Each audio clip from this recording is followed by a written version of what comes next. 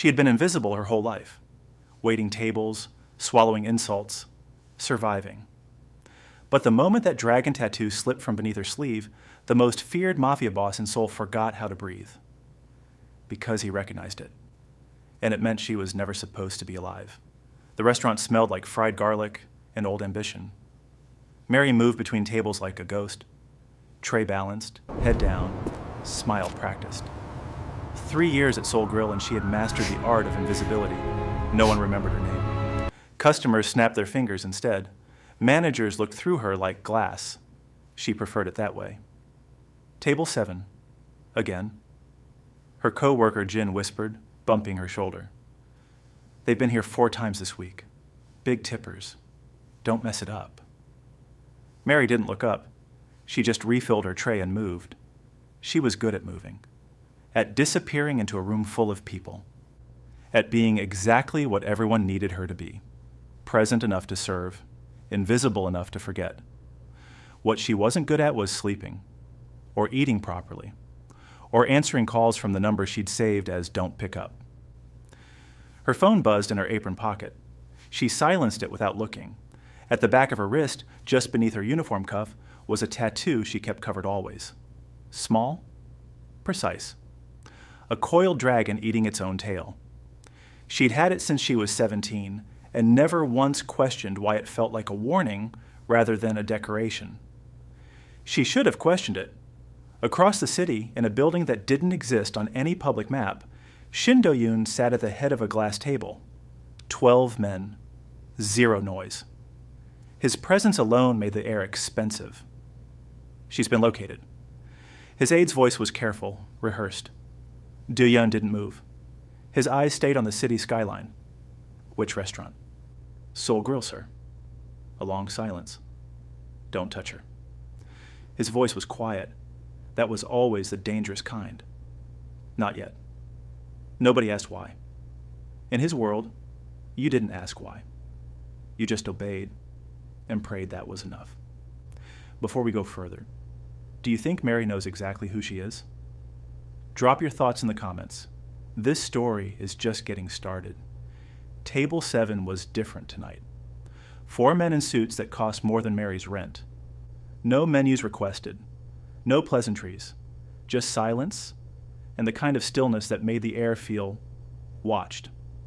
Mary approached, tray steady, eyes low. Welcome to Seoul Grill. Can I start you with? Water. No ice. The voice came from the man at the center. She looked up. That was her first mistake. Shin Do-yoon wasn't looking at the menu. He was looking at her. Not the way customers usually did. Through her, past her, beyond her. He was looking at her. Precise. Calculating. Like she was an equation he was already solving. Mary held his gaze exactly 1 second longer than she should have, then looked away. She reached across the table to set down the glasses. Her sleeve slipped. Just an inch. Just enough. The coiled dragon tattoo appeared beneath her cuff. Small, deliberate, unmistakable. The entire table went still. Not the normal still of a quiet restaurant. The dangerous kind. The kind before something explodes. Do-yoon's hand moved fast. Not grabbing, just hovering near her wrist. His eyes locked onto the tattoo like it had spoken his name. Where did you get that? Voice low. Almost a whisper. Mary pulled her sleeve down. Excuse me? That tattoo. He leaned forward slightly. Where? Did you get it? Her heart knocked against her ribs. I've had it since I was a teenager. Is there something wrong with your water, sir? He studied her face for a long moment. Something flickered behind his eyes. Recognition, disbelief, and something that looked almost like fear. And Shin Do-yoon did not fear anything. No. He leaned back slowly. Nothing's wrong. But his hands were no longer steady, and Mary noticed. Mary disappeared into the back kitchen and stood over the sink, sleeve pushed up, staring at the tattoo. Her hands were shaking. Stop it. She turned the cold tap on, pressed her wrists under the water, He's just a customer. Rich, rude, means nothing. But the way he looked at it, like he'd seen a ghost. She'd spent years ignoring that tattoo. The foster family who took her in at 17 told her she arrived with it already on her skin. No explanation. No records of who did it or why. She'd learned not to ask. The kitchen door swung open. Jin grabbed her arm. Table 7 is asking for you specifically by description. Dark-skinned girl, short hair. He frowned. What did you do? Nothing. Mary dried her hands. I'll handle it. She walked back out, spine straight, face smooth, invisible armor. She'd built it over years. Do-Yoon was alone at the table now. The other men, gone. Like they'd been dismissed without a word. Mary stopped 3 feet away. Did you need something else, sir? Sit down. I'm working. I'll pay for your shift.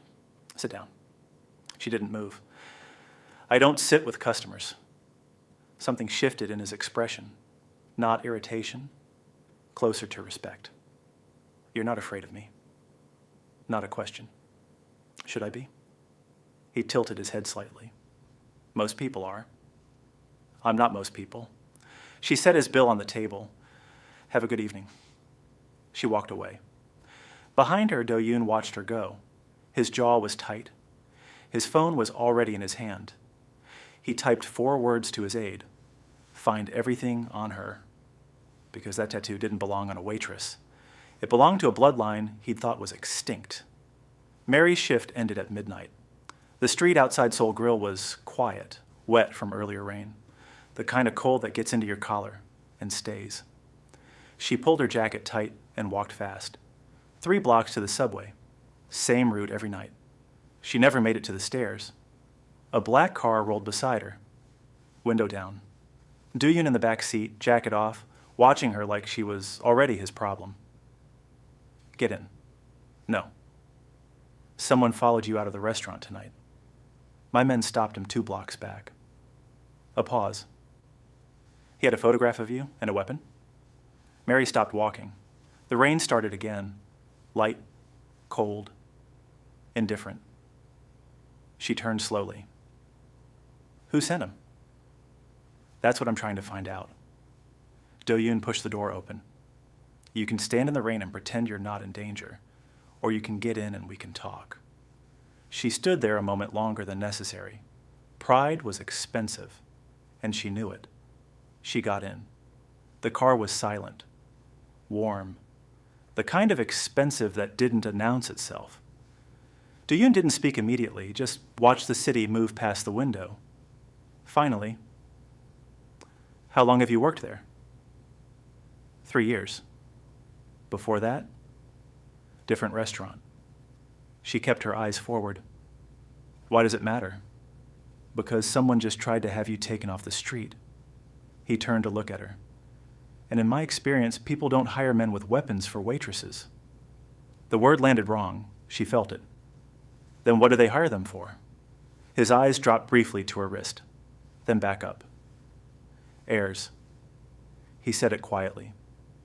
They hire them for heirs. The car filled with silence so heavy it had weight. Mary didn't respond, but her hand moved, without thinking, to cover her tattoo. Do-Yoon's building had no name on the outside. 40 floors. Cameras everywhere. Men who stood like furniture and watched like hawks. Mary sat across from him in a room that felt like a boardroom crossed with a war room. Maps on one wall, screens on another. He slid a folder across the table. She opened it. Her own face stared back at her, but not recent. Old. A child. Maybe 4 years old, sitting on the lap of a man in a white suit. Behind them, a banner.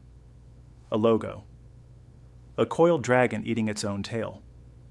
Her throat closed. That man, Do-Yoon said quietly, is Choi Byung-soo. He was the founder and supreme head of the Dragon Syndicate, the most powerful criminal organization in East and West Africa combined. A pause. He was assassinated 18 years ago. His entire bloodline was supposedly eliminated the same night. Mary's voice came out barely above a whisper. Who is the child? His daughter. Do-yoon's eyes didn't leave her face. Her name was Choi Mi-rae. She disappeared the night of the massacre. No body was ever found. The room tilted. My name is Mary.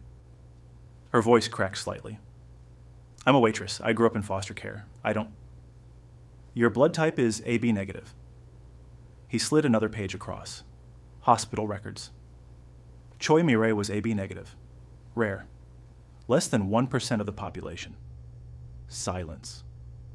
You were hidden. His voice softened. Barely, but she heard it. Someone loved you enough to raise you completely. Tears burned her eyes. She refused to let them fall. Why are you telling me this? He looked at her for a long moment. Because the people who killed your father, he said, just sent someone after you. Which means they finally found you. Right now, what? Do you think Mary should do run or fight back? Tell us in the comments. Because what comes next? Nobody saw it coming. They stayed in that room for a long time. Do-yoon ordered food, simple, quiet, nothing that felt like a power move. Rice, soup. The kind of meal that said, I see that you're human without saying it out loud. Mary ate slowly. She hadn't realized how hungry she was until the bowl was in front of her. You're not what I expected, she said finally. He looked up. What did you expect? Someone who uses people. She met his eyes. Someone who found a valuable asset and is calculating how to use her.